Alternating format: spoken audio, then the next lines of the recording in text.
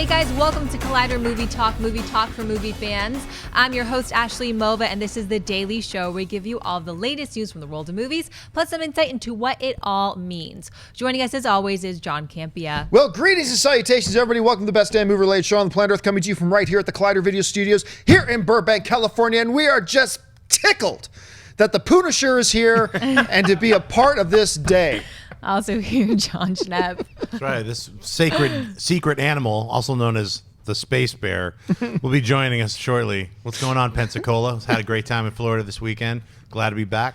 Also here, Mark Ellis. Space Bear and the Punisher. You can't not want to see that movie. Thanks to everybody who came out to see me at the St. Louis Funny Bone this past weekend. Man, that Friday Late Show, we had some fun, didn't we? Hey, listen, guys, before we get started, I wanted to let you know a little bit something here. As you know, I've been talking about my my upcoming novel, The Pride, for a while now. This past Saturday, there's the cover of the book, The Pride. The book actually went on pre-order sale on Amazon. You can now order your Kindle electronic version of the book. The book gets released on Monday the 29th, but you can pre-order the book now. It's up on Amazon. We're going to put a link in the description below. And for those of you who've been asking, yes, a physical copy of the book and an audio book are also going to become available. The physical copy of the book goes on pre-sale in the next day or two, so you can go and check that out right now. And thank you for all you guys who already bought advanced copies. It was amazing. Like in the first day, it cracked the Epic Fantasy Top 100 on Amazon. Thank you to you guys. So go check it out. And fun fact, if I read this book, I get a Book It sticker, which gets me a free personal pan pizza at Pizza Hut on Tuesdays. Are you being serious? When I was a kid, that's the way it worked. We'll see if it still happens. I just want the physical copy. I'm not with all you new spangled like digital readers. I want to actually hold the book, and then read it in front of Campea. Yeah, I like holding it in my Read it hands to when him. I read. What does this mean, John? Like on page 44. So like, demand that he sits with me the entire time while I read the book. That's not too much of a demand, is it? All right, it's Monday, which means it's time for our weekend box office report, brought to you by our friends at AMC Theaters. Continuing its reign over the box office, The Merc with a Mouth, Deadpool, was at number one again, bringing in $55 million this past weekend. The R-rated superhero pick has now made $235.4 million domestically. And number two was Kung Fu Panda 3, pulling in $12.5 million. The animated sequel has now earned $117.1 million since its end of January debut. The faith-based drama Risen has made $11.8 million to take the number 3 spot. And number 4, the critically acclaimed The Witch, Scared Up, $8.7 million. Scared Up. I see what you did there. And coming in at number 5, the romantic comedy How to Be Single with $8.2 million. John, were you surprised that Deadpool took the number 1 spot again? No, it was kind of a foregone conclusion that it was because nothing new that was coming out was going to top 50 million this weekend. You knew that absolute bottom was going to be the number for Deadpool. Really excited to see. I believe I saw that Deadpool, which they consider part of the X-Men universe, is now like the number 1 X-Men film of all time domestically, or something like that already, which is kind of crazy. The Witch. Saw The Witch, because I hadn't seen it as of last week. Saw The Witch. So impressed with this movie. I mean, I am actually stunned to hearing a lot of people in the horror fan community crapping on this movie, which just blows my mind, because this is an excellent film. This movie is so well put together. It's so great. Really good to see that. I thought Race would do a little bit better. Race finishes out of the top 5. Which I thought was going to finish a little bit higher, ended up making $7.2 million, finished in 6th place. I was expecting a little bit better from that, but absolutely no surprise, no doubt. Deadpool pulling in another $55 million, which is just fantastic. Schnepp, what about you? Yeah, I was. Deadpool obviously is staying in the lead. The other films, The Witch is the one I'm looking forward to the most to see.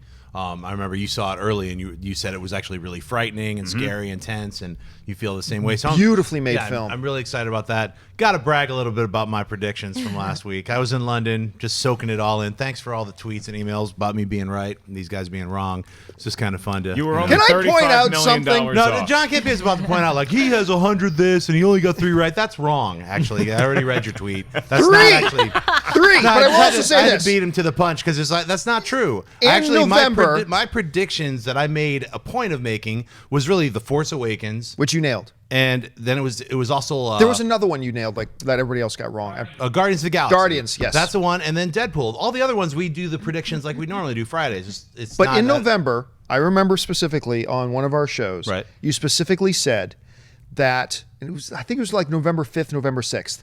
You said Deadpool in its second week will make $55 million. That is the most impressive one you've done so far. I really wish I did do you that. nailed that one. He's trying to detract from my awesomeness, but it's not going to work, Campea. Anyway, I'm very happy that it did break 100 million because now I get to have Gore count out 25 singles for me in front. I want to. We got to film that. That's going to be on Heroes. We've got to tomorrow. film that. We Chris, will film I it. want to see, and I want it in $1 bills. That's exactly I what want him said. to peel it out in $1 I bills. asked him. I said I want $1 bills, so that's what he's going to And bring. it's 25 $1 bills. 25 so you're going $1 to bills. the worst strip club in America. Yeah. I'm actually 25 I'm $1 taking that bills. money and I'm going to go see Deadpool again with it. So that's what I'm doing. But with let the me money. ask both of you guys this question though. The fact of the matter is, you don't often see a movie with this high of an audience response. So I think the audience rating on Deadpool is right around the 95%. Right, incredible. Critical rating is through the roof. Audience ratings through the roof. It almost took a 60% drop from week 1 to week 2. Right.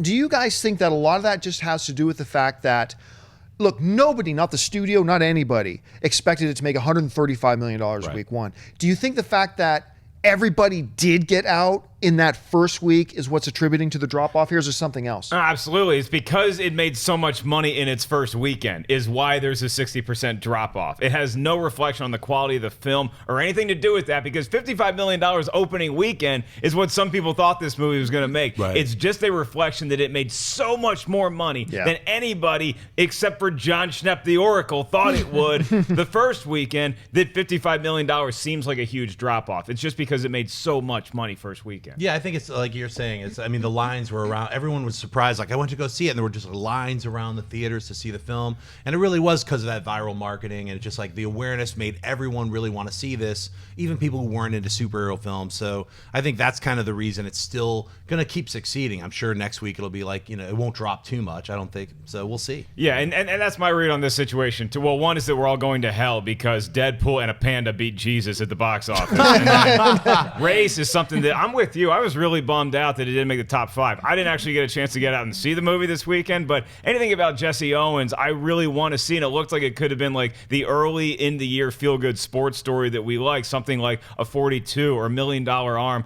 and it doesn't look like it's going to resonate with audiences. I'm thrilled that The Witch got released in over 2,000 theaters because, like you, I saw the movie and was blown away. I wanted people to get out there and check it out, and a lot of the things I was seeing online this weekend about cinema score, about how it's the audience's reaction to it, and it was hovering around a C, which is like, that's not that great. And so maybe some people went into The Witch thinking it was going to be something else, thinking it was going to be more jump scary paranormal activity than it turned out being. But if you go watch that movie with the right frame of mind, you can get freaked out psychologically, and those are really the best scares, in my humble opinion. Definitely. And Deadpool's success, one other thing too, is a lot of people right now are trying to ascribe Deadpool's success to the fact that it did have such a remarkable marketing campaign. And you guys have heard me say this before. I think it was the single best marketing campaign I've ever seen for a movie. And everybody's saying, well, that's why. I mean, it's not that special of a movie. You can have a great marketing campaign, but if you don't have great material behind that campaign, it's only going to get you so far. This was just one of those great things of lightning in a bottle where you had great material, because this movie is awesome, paired with people who knew how to market that material. So I think it was a mixture of the two. It was better than the marketing. That's It really was. We all went and saw it, and literally it was like, man, they built this up. I don't know how it's going to beat its marketing, and it was better than we expected. I think all of us. It's such a fun film. Just don't take your kids to see it. It's definitely a hard R, and I keep seeing people talking about seeing it. I was sitting next to a family with like an 8-year-old. I'm like, don't ruin that kid. I had somebody tweet me, and they asked me about, hey, should I take my 11-year-old to see it? First of all, I am not, nor have I ever claimed to be the authority on what you should take your kids to. I don't like kids. I don't want to have any. I get nervous around my niece and nephew. I don't have any parenting advice for you. Now, having said that, did I say, yeah, go ahead and take them to see it? They'll be fine. Of course I did. I will cut a lot of parents some slack, because I went to go see it again on Saturday night, and there was actually a mom and dad and like a 9 or 10-year-old boy there. But you got to cut some people like that some slack, because not everybody is like you and like us, where we're plugged into the movie sphere online. Where think about it. You see these commercials. Right. It's a superhero film, red mask. You see these billboards of a love story. Right. And some people probably went in not realizing. And I could tell from the poor married couple sitting beside us, a few chairs over, they're like keep looking at each other. I love my calendar girl. Eventually, as good parents would, about a third of the way through the movie, they got up and took little Jimmy It out. wasn't And really I thought, that bad. It's In my, pretty- I mean, I really don't think it was. I feel like the jokes were so. I don't want to say. I mean, they were like National Women's Day. Sophisticated that it would go over a kid's head. There's I also think. bullets that No? go through heads. Well, Yeah, I guess and an that's awful lot of swearing. Extremely violent. And a In lot a of fun swearing. way for I guess. adults that Strip understand clubs. that. But something about the box office this weekend, my heart breaks a little bit for Zoolander. I know Yeah. the ratings are bad, but Yeah. it's in its second week and it's not even the top 5. That's But so actually, sad. I heard it sucked. I know. I I didn't haven't even even see seen it. it. I I didn't saw see it. Deadpool and I wanted to see Zoolander so bad. But because Deadpool's marketing was so great, I went to see Deadpool and I haven't seen Zoolander. You made the right decision. I was at LAX yesterday, and they still had like the huge Zoolander 2 Oh, thing, and I was right. surprised that it's still there. It's like let's Feel just get bad. this thing It's out. Awkward. Yeah, It's their new awkward. billboards are like Zoolander 2. Come on, give us a break. Yeah, right. We tried. All right, what's next? AMC Theaters has posted the official runtime for Batman vs. Superman Dawn of Justice at 2 hours and 31 minutes, making it the longest running time for a superhero film since 2012's The Dark Knight Rises. Mark, what do you think of this long runtime and what it means for the movie? Well, I certainly didn't think The Dark Knight Rises should have had 2 hours and 31 or 41 minutes or however long that movie ended up being, but I love it. I love this because, look, normally I need to pee about 90 minutes into a movie, but for a superhero Star Warsy kind of movie, I can wait 2 hours, and if it's a really good movie, I can hold it for 2.5 hours. There's a lot of stuff, not only riding on this movie, there's a lot of stuff we have to cram in to Batman versus Superman, Dawn of Justice. So we need to see Batman, we need to see Superman, we need to see them fighting each other for a good while to get our bucks worth, and then we need to see the dawn of the Justice League, so we need some time to introduce Aquaman and have maybe the Flash run through for a quick cameo and have Wonder Woman save the other two superheroes' asses. So there's a lot of things that you need to do with this movie, establishing not only the greatest superhero fight in history, but also setting up an entire universe. I think 2.5 hours is warranted. My first reaction was a little bit nervous because coming off of Man of Steel, which everybody knows I think is a freaking masterpiece of a film, I love that movie, but you have to acknowledge, though, that amongst critics and fans, there was mixed reaction. So to come out with a 2.5-hour movie after that is a little risky. But if the first act of this movie is good and the pacing as well, this could be a 4-hour movie and nobody would mind. And that's the key. You could say it's 90 minutes. If the first act sucks, 90 minutes is too long. You can say it's 3 hours. If the first act is really good and paced well, 3 hours won't feel like anything. So that's what it's really going to come down to. So I am not overjoyed, but I am not concerned either until after I see the first 20 minutes. If I watch the first 20 minutes and the movie sucks, I'm going to be like, man, we got another 2 hour and 10 minutes to go. But if, as I expect, it's good and exciting and fun, then those 2.5 hours are going to fly by just like that. Yeah, I mean, didn't they release these 2 back-to-back posters this week too? Mm-hmm. These are amazing posters. I gotta say, like for myself, 2.5 hours sounds just about right. I was actually personally hoping it'd be like 2:45 because I know at least 10 minutes of that is credits. So it's not really it's like 2 hours and 21 minutes because it's like a 10-minute. Like you got to look at all the dudes who did those digital effects and stuff and be like, I know that guy or whatever. So it's like, I think it's going to be a perfect Act 1, Act 2, Act 3. They have to reintroduce Batman it's a brand new Batman, so they have to spend a little bit of time on that. They have to set up the situation with Metropolis and Superman and Lex Luthor, and then they have to get Bruce Wayne involved in that. I think that's going to be all of Act 2, and the end of Act 2, or even the beginning of Act 3 is going to be Superman v. Batman. Basically the second and third round of that. It's going to be an ongoing thing. Granted, we know, because of the trailers, definitely Wonder Woman's getting involved. We see Doomsday getting involved, but we don't know exactly how that's going to play out in the third act. We also know that it's called Dawn of Justice, so we know that they're introducing the Justice League and things like that. So if anyone's concerned about that, I understand that, but I think you look at the Avengers and then, how they were able to cram in a lot of characters and it really worked. I think I have a lot of faith that they're going to be able to make these characters work within a 2.5 hour thing and really kind of like smoothly go through it. You're going to be left wanting more. That's what I'm hoping. Yeah, you make a great point about establishing Batman too, because before that most recent trailer came out, we didn't know if we were going to see that Batman in action or if it was just going to be Ben Affleck coming out of retirement because Superman is coming down. We still don't really know for sure when that sequence would take place, having Batman just fight a bunch of random criminals, but the fact that they released that trailer makes me think we're going to get more of the backstory of Batman, which is great news to my ears, and one of the reasons why you might need to extend that running time a little bit. If it's called Batman v Superman, it has to be at least 2 hours, or else I'm really nervous going into the movie. 2.5, let's do it. And we know they're going to fight at least twice, because in the trailers we've seen them fighting where he's in the leather outfit, and then we've seen them fighting where he's in the armor. So we know there's at least 2 fights. So let's see how it unfolds. I cannot wait to see this movie. I'm so excited. Yeah, I'm so excited. Super jacked up. I was out of town last week, but I know there was some article that dropped about Warner Brothers being nervous about Justice League and not making the money and this and that. But I mean, with everyone so excited about it, I mean, it's really going to just have to suck for it to not make its money back. Oh, it's going to make its money back. Yeah. The question is, that's not the question. The question is not whether Batman v Superman is going to make bank. It's going to make bank. The question is, will it make bank in such a way that it will help the further films make bank, or will it hurt the chances of the further films? I think it's going to help. Yeah, I do too. All right, what's next? Disney released their first trailer for director David Lowery's live-action reimagining of Pete's Dragon, the movie about the adventure of an orphan boy named Pete and his best friend Elliot, who just so happens to be a dragon. Stars Bryce Dallas Howard, Oaks Fegley, Wes Bentley, Carl Urban, Una Lawrence, and Oscar winner Robert Redford. The movie flies into theaters on August 12, 2016. Schnepp, what did you think of the first trailer for Pete's Dragon? I was a little underwhelmed. I found it, hiding the dragon till the end, and then you get a butt shot of the dragon or whatever, like a little pudgy dragon floating around. I was like, seeing it way better in Dragon Slayer from like 40 years ago or whatever. I mean, it's nothing impressive to me. And then to see a bunch of trees break and a bunch of people looking and a kid jumping like Mowgli, I thought it sucked. All right.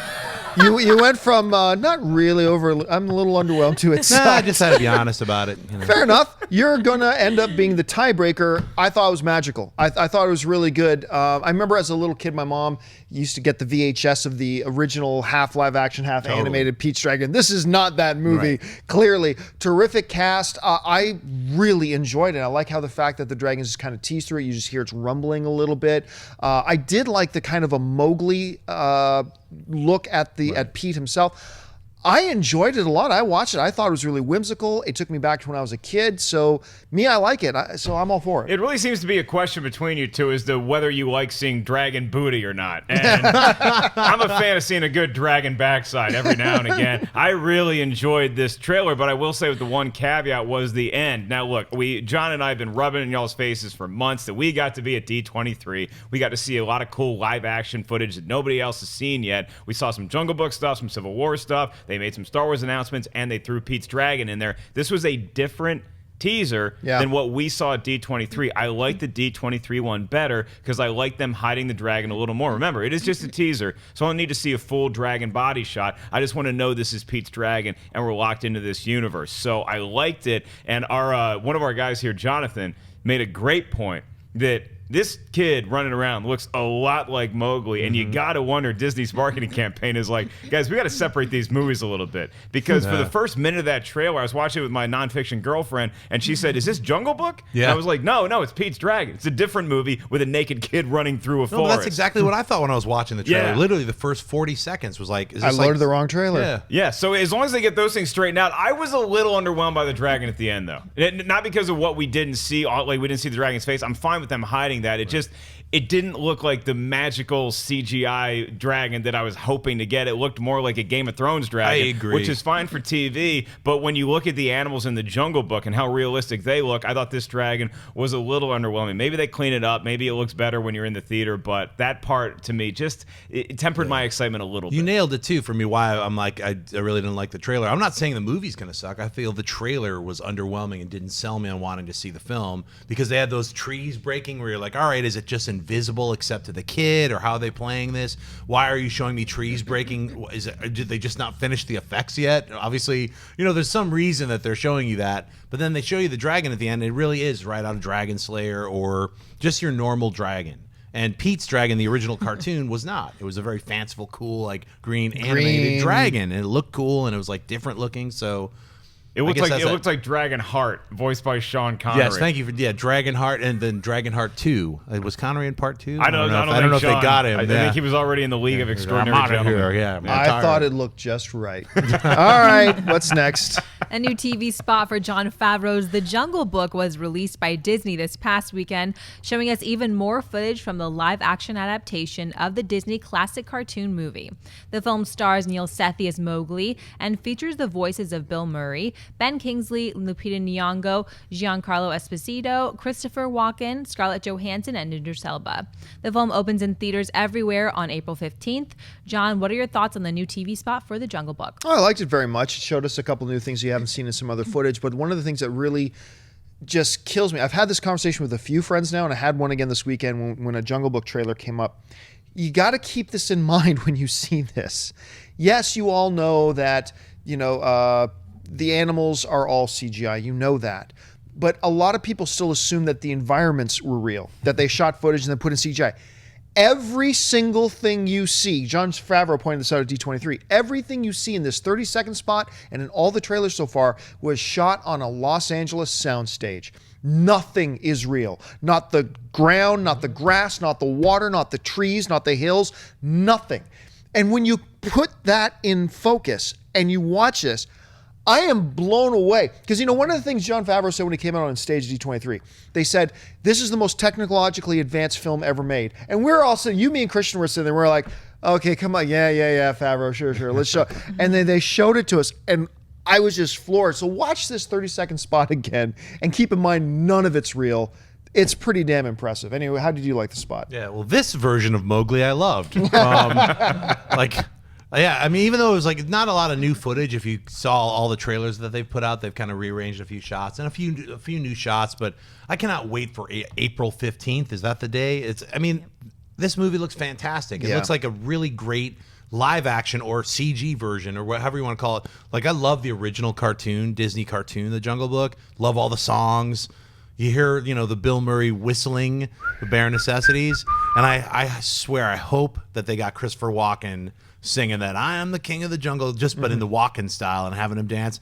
There'd be a missed opportunity if they don't do that, but I cannot wait to see this film. It looks fantastic. It looks magical. Yeah, great job of selling this movie to an audience that might not previously have been aware that there's a live-action Jungle Book coming out. If you missed the actual trailers, if you're just watching TV and this thing pops up, you will fall in love with it because we get to hear Baloo's voice, which is, they haven't been hiding it, but you've had that one line from Bill Murray, and then that's it, and you hear him whistling. Here, he's having a conversation with Bagheera Ben Kingsley, and I just love it. You instantly know it's Jungle Book. It's got that feel. You see the little tease of what Shere Khan might look like. You see the snake. It's everything I wanted to see. They crammed a lot into that 30 seconds. It was a beautiful looking spot. The effects look just as good as they did on the big screen, which is rare when you're watching it on TV. So this thing is going to get a lot of great buzz. You're going to have a lot of hype that kind of swallows everything with Batman v Superman at the end of March. After that, it is the Jungle Book's time to roam for a few weeks.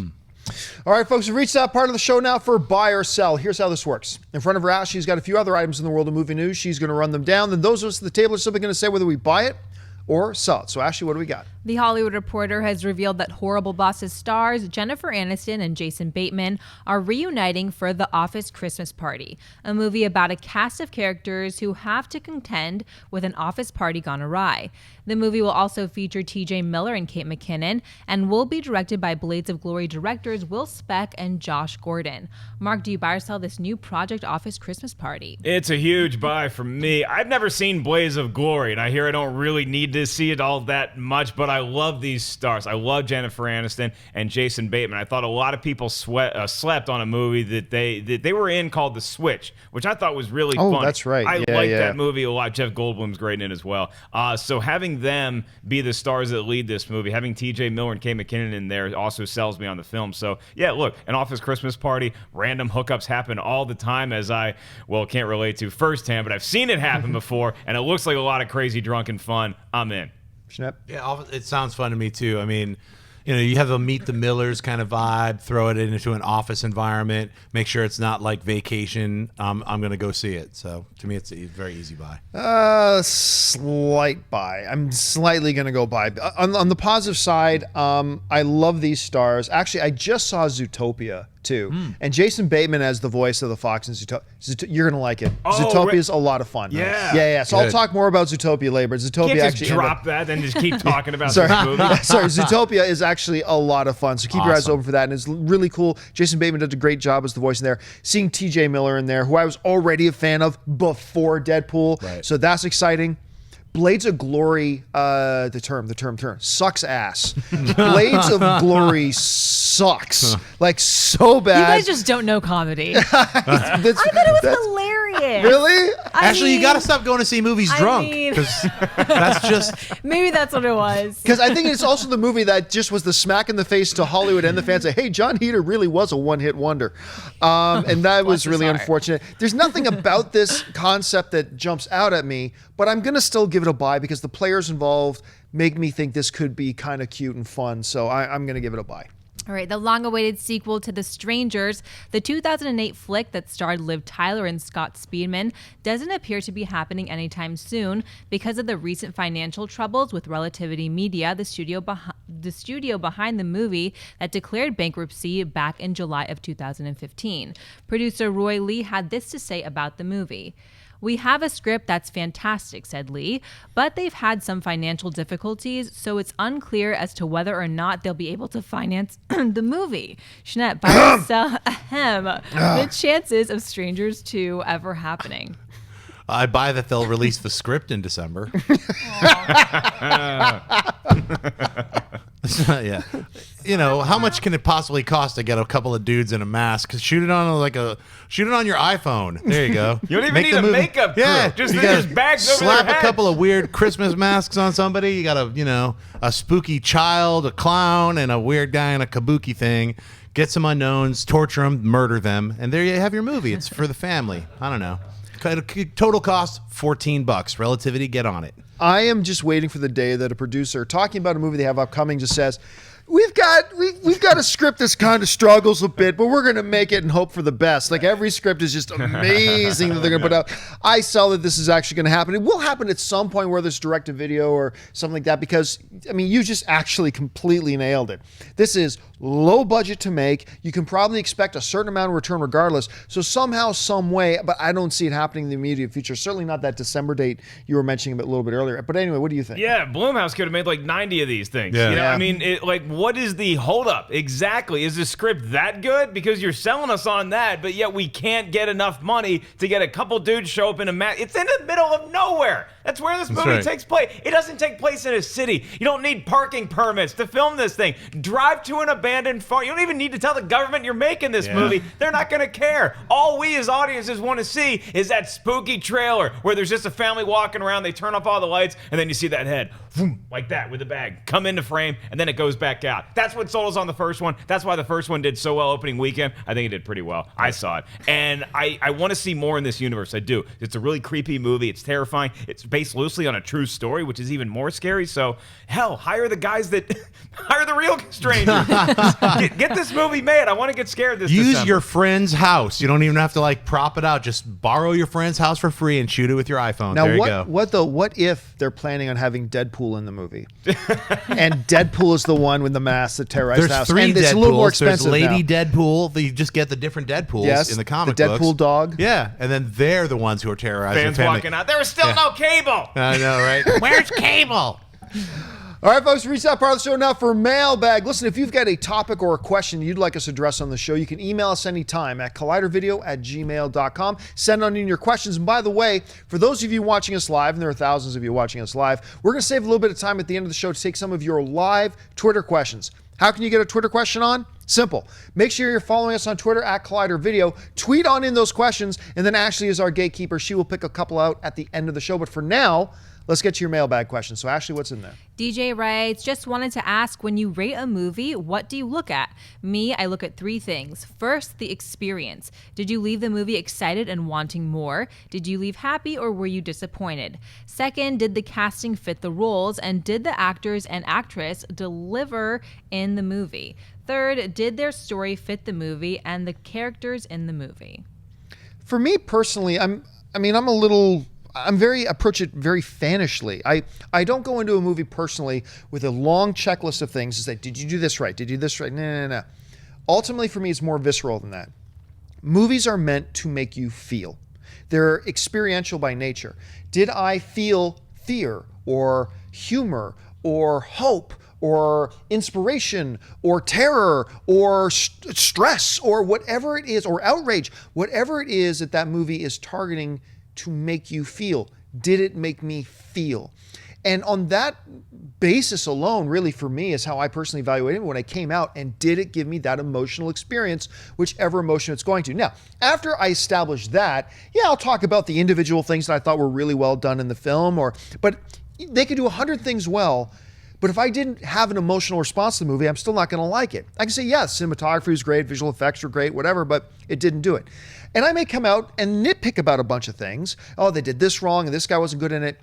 But if I came out of that movie having that emotional, visceral experience, and I enjoyed it, none of those things are going to make me dislike the movie. I still love it, but I can still talk about the things I liked and disliked. So for me, it's just on a very basic kind of primal level. Did it elicit the emotional response that they wanted me to have? And if so, then for me, the movie worked. I don't know, Schnepp, what about you? What's kind of your criteria when you go in and then come out of the theater? Well, I think, the way movies are marketed and they're put into these kind of subgenres, like this is a comedy, this is a science fiction film, this is a fantasy film, this is an action, this is just a thriller. So if I go see a film, like I'm going to go see The Witch, I'm told it's a horror film, and I'm going to go see it with those thoughts in mind, like, I'm not expecting it to just be like some old man reading about witches, and it's not like a documentary or something. It's like, it's a horror film. I've seen the trailer. I know what I'm going to go see.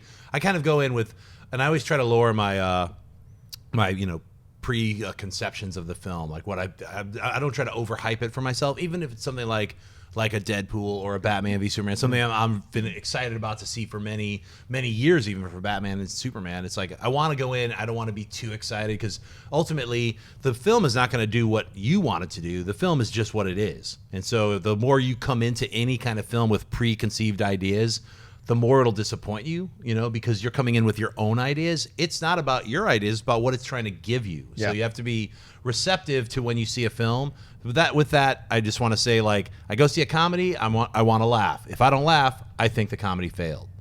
I go see a science fiction film, if it didn't make me think about things, think about the future, think about the past, I think it failed. So you're going in with the specific genres. You have a science fiction comedy, then you go in with those kinds. So there's all the melding and merging of different genres too. Ultimately, I think what you said is right. It has to make you, when you walk away, films that are real successes to me is if I'm still talking about them a couple days later. Yeah. Those are ones that resonate with you, that meant something to you, that made you think about even your personal life, or things about how they related to other films. How do they stack up? If they don't stack up, they don't count.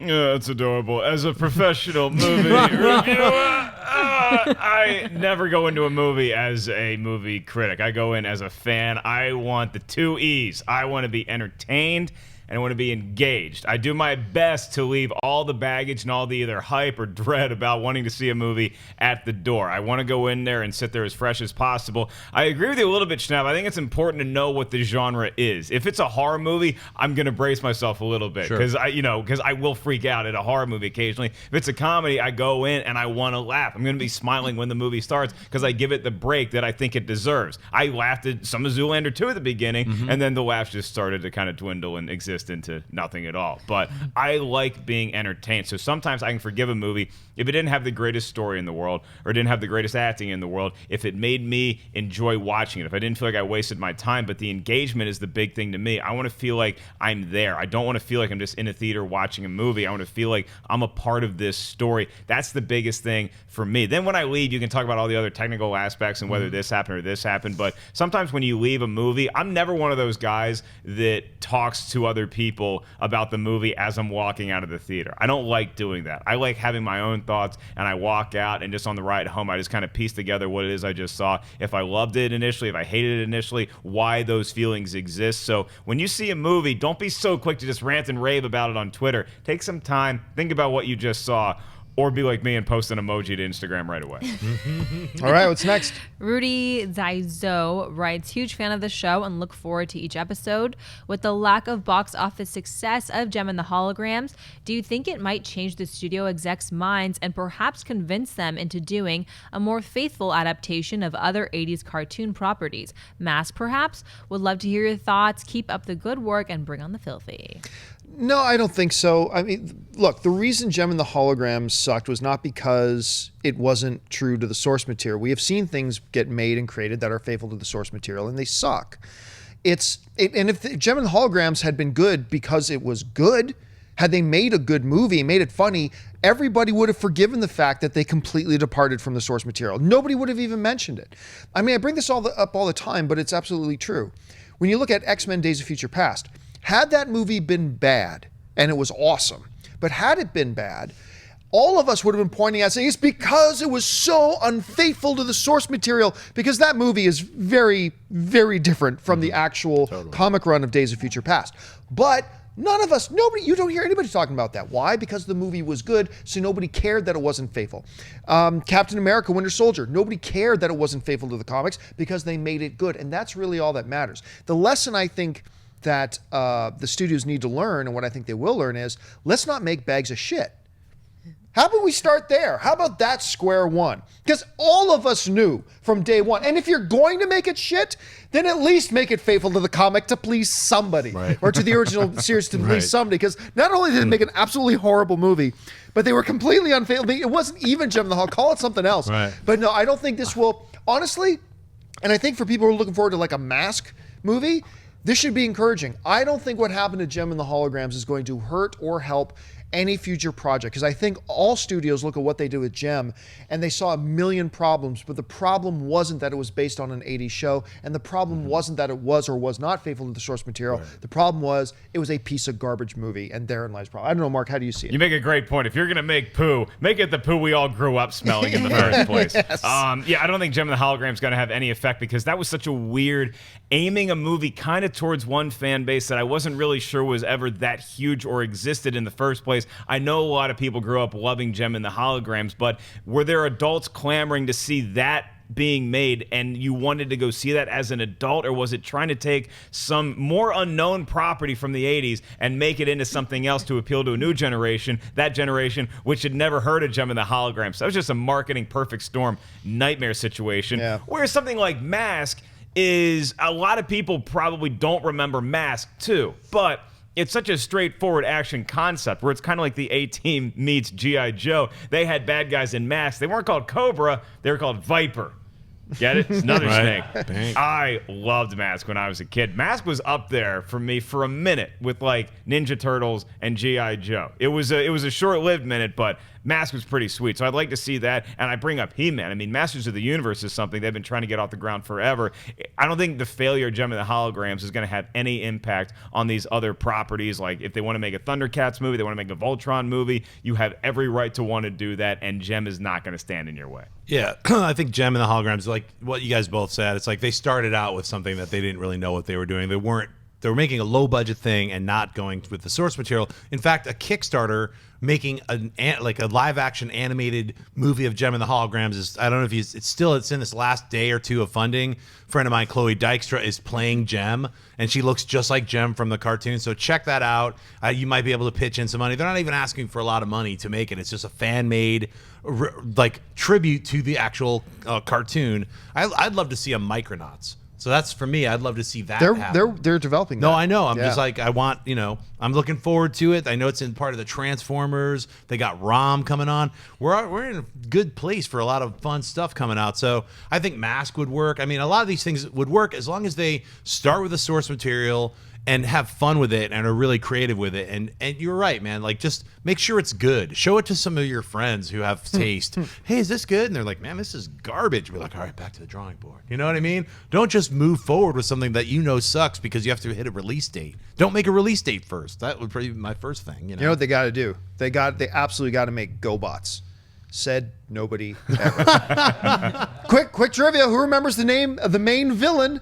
In GoBots? GoBots? Dude, I totally got it. Flyzor. No. I'll give you a hint. He transformed, so he GoBotted into a motorcycle. Toast and Tricks. his name was? Ghost Rider. Psykill. Psykill. Psykill. Wow. Owlix. He's an owl and a toaster. And he licks Tootsie Pops. How many licks does it? Death, murder, electrocution. Ooh, and they got to make the Punisher. The Punisher is something that has. I think the Punisher. Punisher would work. Only if he fights Space Bear. You know what I just remember? Remember Battle Beasts? Anybody remember Battle Beasts? They were just these little tiny, they were like beasts, and they were like different like woodland creatures that had like armor and stuff on What? it. And you'd rub their chest, and something, it would either Yes, be a fire now I remember. logo, Yes, or yes, a wind yes. logo, or an earth logo. It was like No. Earth, Wind, and Fire, the band, except they were woodland creatures running around with like rocket launchers. It was like if Rocket Raccoon could join a club on Earth, he would be a Battle Beast. Make that movie. Battle Beasts. What about those planets that fought each other? They're like, I'm a planet made of wood. I'm a planet made of metal. Metal planets. What? Remember that? No, but the Metal Planet It probably. was called something. It was like, I'm a planet. You open it up and it's an aquarium. I don't remember. It's called. Look it up, kids. It's on there. Do you open the Metal Planet and it's just Iron Maiden? No, there's playing like a sold-out bunch. show? That would be awesome. Yeah. Now that's an idea. All right, folks. So I said we'd save some time here to take some of your live Twitter questions. We're going to do that right now. So, Ashley, what have you picked out? Kate writes, which one has more chance of winning Best Picture first, a documentary or an animated movie? Animated movie, I think, probably has the better chance because more and more we're seeing the industry in Hollywood. I mean, look, just a few years ago, the only animated film ever in history to be nominated was Beauty and the Beast, and that was Forever Grow. Now we've had a few others nominated, so I think it's being accepted more for that.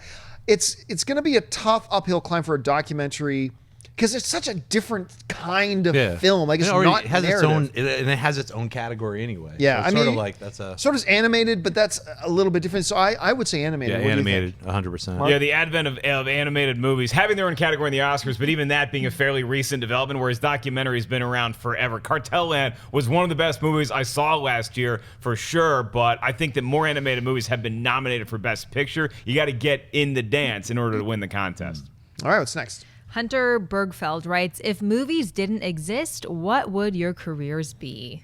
Sports broadcaster. I would totally be a sports broadcaster instead. I would have gone into sports talk. If movies didn't exist, does that mean television doesn't exist? It's kind of a weird question.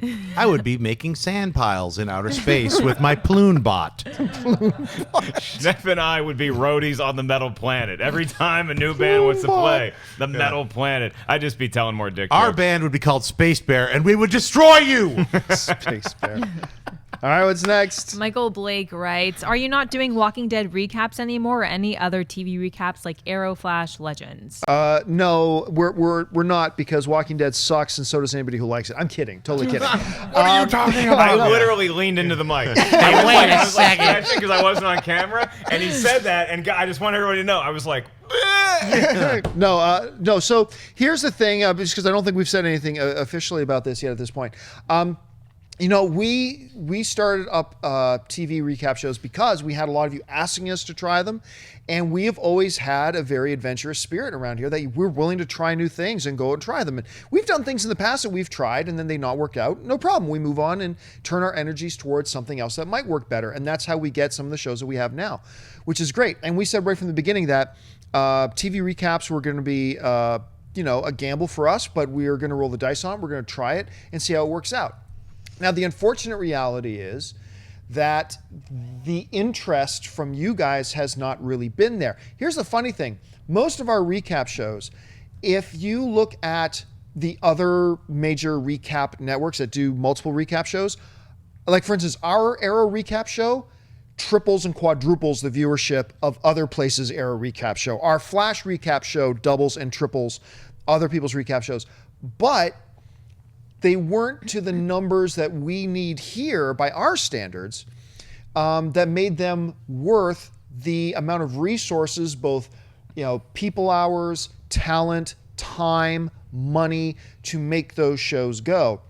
So, 20,000 views of an episode for when you consider how many resources, both in people and finances and time, go into making those shows, it just became apparent to us that we had hit kind of the ceiling for most of them. So a decision was made. It wasn't my decision, but I fully endorsed the decision, though, personally, just so you know. A decision was made that the shows that were still on hiatus, and those included Walking Dead. What was another one of them, Dennis? Agents of S.H.I.E.L.D., which is still on hiatus, that we would not bring those back. And then we made the decision not to bring Supergirl back, even though we loved our team and everything like that. Only about 10,000 people a week were watching. So those aren't enough numbers to justify the resources that we're spending. And now as far as Arrow, Flash, and Star Wars Rebels goes, these are decisions that are being evaluated as they go. Now, as most of you know, I'm no longer in my position as of the end of this week. I'm moving on to some newer things. But I know that the people who are in charge, Dennis and the people that he confers with, they're still kind of evaluating that and deciding that. That's the most current information, right, Dennis, that we know of? Yeah, just to note, it was not my decision. And just to note, it was also not Dennis's decision. It's weird. I totally heard it was Dennis Sang's decision to just trace it. I remember hearing him saying, "Cap it in the dome, all the recap shows, and the puppies, they gotta go." I heard Zang say that. The puppies part is true. All right, I'll go. I'll go with yeah, it. Arrow, Flash, and Star Wars Rebels are being evaluated still, so they may stick around, they may not. Keep your eyes open, and if you've got an opinion, like, do you think, you know what, guys, I'm not really into those recaps. I'd like to see you put your energies into some other different type of programming. Send in an email and let us know. Are you somebody who really loves the recap shows that we're doing right now? Send an email. Let us know. We do want to hear what you guys think. I'll tell you this, though. The Collider Schmoes merger is so brilliant for a number of reasons. One, because I'm a huge Walking Dead fan, and we do Walking Dead reviews on the Schmoes channel every week. We just uploaded one from last night, and as God is my witness, I will tell you this. As long as Rick's kid has at least one eyeball, we will continue to do Walking Dead reviews for every episode. Check it out. Was that some kind of a spoiler? No, not at all. Right, good. Not at all. As long as he's got one functioning eyeball. good. How can you misconstrue that? I don't know. It's very easy. All right, what's next? Rafael Hispanjo writes, what do you guys think of a movie based on the Stephen Avery case directed by David Fincher? I think there's... Why David Fincher? Can I just... Sorry, I know you're about to say that. No, No, David please. Fincher, there's a lot of other directors out there. He's not the spooky, weird guy who has to do stuff about murder. He made the one with with Iron Man and the Hulk. Leave him alone. Poor David Fincher. He's just got a pile of scripts in his pool. All and dead he's just reading them. He's like, bodies. oh, another dead body script. Yeah. Can't somebody send me like Zootopia 2? Or something with an alien and a wooden planet. Come on. Or Tim Burton. Tim Burton could do the guy's thing. I mean, that could go well. I mean, look, there's still so many things. We don't even know how this thing is going to really work itself out. So I think it's a little early to be thinking about movies, because what movie would it be? Right. And before we know what movie it would be, how can we figure out what director should direct it if we don't even know what kind of movie it should be yet? So let's wait on that just a little bit. All right, what's next? Evan Ryan writes, what is your favorite romantic comedy? Mine is The Proposal. I'm sorry for being so girly. Oh, no problem. I love The Proposal. I think The Proposal is hilarious. And it's it was one of those really pleasant surprise movies for me too, because I didn't think the marketing for it looked all that great. I was a big fan of Ryan Reynolds, and I was an okay fan of Sandra Bullock. It's the movie that, I mean, Betty White has always been on the map, but it's the movie that reinserted really Betty White into the forefront of the pop culture. That movie is freaking awesome. I love that. I don't know. I won't say 40-Year-Old Virgin because I don't really think you count that. I like Shaun of the Dead. It's kind of a rom-com zom.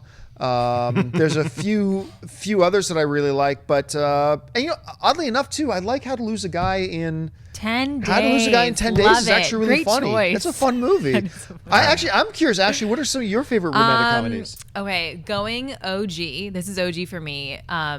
10 Things I Hate About You. She's All That. That's like OG status. Sweet Home Alabama. I like Sweet Home Alabama, actually, now that I think those about are it. some of my favorites. I'm like a John Hughes, Breakfast Club. You got Yeah, 16 Breakfast Candles. Club. Yep. All Pretty in Pink. You can list them all. I'll be like, I'll watch all of those. I would say Eternal Sunshine of the Spotless Mind is a weird kind of romantic horror comedy where you're like, if you've been, obviously if you're old enough where you've been in multiple relationships, that one is like, and then see it with your take your non-existent girlfriend to see that film. Or she exists. She's nonfiction. Non-fiction girlfriend. Sorry. Non-existent and nonfiction are two very different things. I can't remember whether Did you just she banish exists. my girlfriend to the metal planet? I did put her to the metal planet for 5 seconds, but she's back. Well, you know what? But I want you to see that movie with her. One of the things that made me believe in love was the Ryan Reynolds film, Definitely Maybe. Make sure Love you check that that movie. out. 500 Days of Summer is really good until the ending.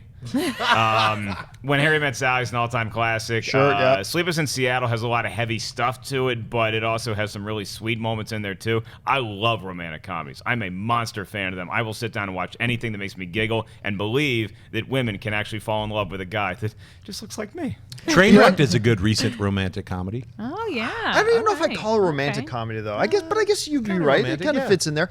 Another Ryan, since we're on a Ryan Reynolds train right now.